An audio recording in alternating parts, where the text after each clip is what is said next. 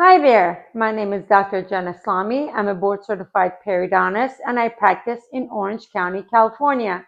Today, I'd like to speak with you about the most common mistake people make brushing their teeth.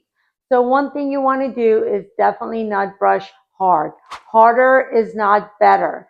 Make sure you're using a soft toothbrush and you do circular motions as you're brushing your teeth.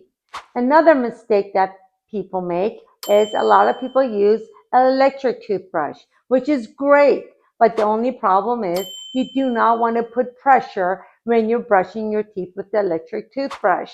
You shouldn't grab it all the way on top where the head is. It should always be held at the base with three fingers, just balancing and gliding along. So make sure if you're using an electric toothbrush, you grab the base and you just glide it along. And if you're using a manual toothbrush, make sure it's soft bristled and you do circular motion very gently all the way around.